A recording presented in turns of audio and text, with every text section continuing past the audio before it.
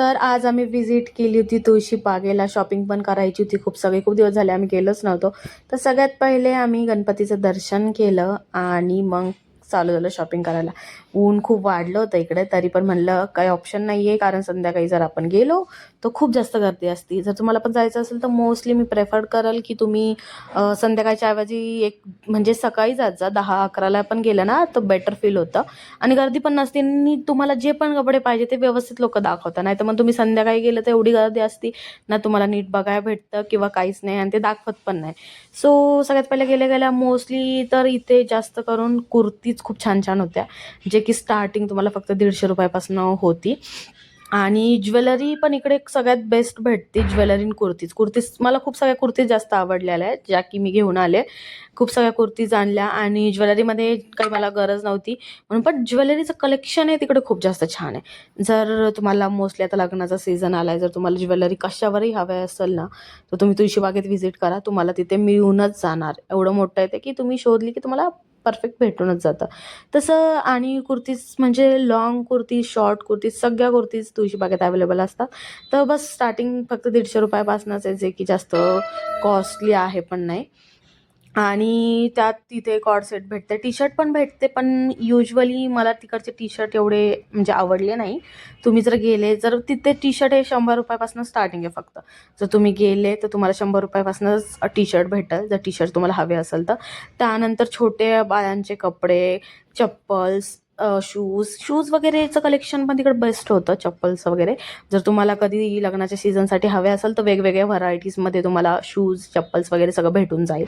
त्यानंतर तुम्हाला जर किड्ससाठी पण हवं असेल, म्हणजे तुमच्या बाळासाठी काही पण, तर तिकडे डेली वेअर्स पण भेटतात आणि गर्ल्ससाठी तुम्हाला फ्रॉक्स वगैरे पण भेटून जाईल जर तुम्हाला पाहिजे असेल तर. तर किड्सचं पण कलेक्शन आहे म्हणजे मोस्टली, पण एवढं काही मला किड्सपेक्षा जास्त तर गर्ल्सचं जे कुर्तीज वगैरेचं कलेक्शन आहे तेच मला खूप बेटर वाटलं. आणि आता तर नवीन नवीन कुर्त्या आल्यात, जसं की नॉडवाल्या, मागून जे नॉड असते शॉर्टमध्ये, त्या एकदम बेस्ट होत्या तिथल्या.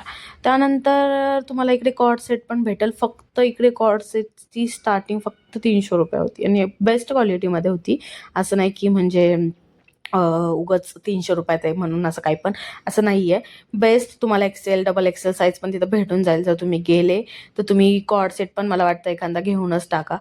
म्हणजे बेस्ट भेटतं. असं नाही की कमी प्राईज आहे म्हणून, की असं नाही होत की क्वालिटी वगैरे खराब निघते. त्याच्यानंतर मी इकडे एक चप्पल पण परचेस केली होती. आणि तुम्ही त्यानंतर चप्पल परचेस केल्यानंतर पण मला थोड्याशा गोष्टी आणखीन आम्हाला बघायच्याच होत्या.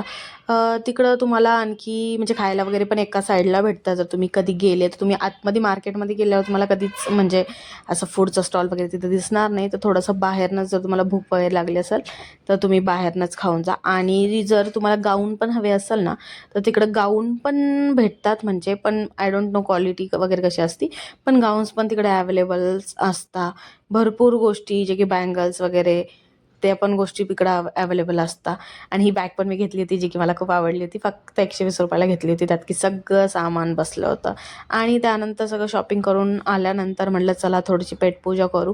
तर आम्ही तुळशीबागेच्या बाहेर आलो आणि एकदा थोडंसं खाऊन घेतलं. त्याच्यानंतर आम्हाला दिसला होता एक स्टॉल्स नसतं स्कार्फ, त्याचा स्टॉल होता, जो की फक्त मला 150ला एक स्कार्फ भेटला. तर तोही मी घेतला. बाहेर निघता निघता गाडी काढताना सुद्धा मला परत एक कुर्तीचं एवढं सुंदर दुकान दिसलं होतं. मी परत तिकडनं पण आणखी कुर्त्या परचेस केल्या. सो असंच तुम्ही पण जा. भरपूर गोष्टी जर तुम्हाला घ्यायचं पण नसेल ना, एक वेळेस जा, म्हणजे एक्सप्लोअर करा. आणि बस मग आलो आम्ही घरी.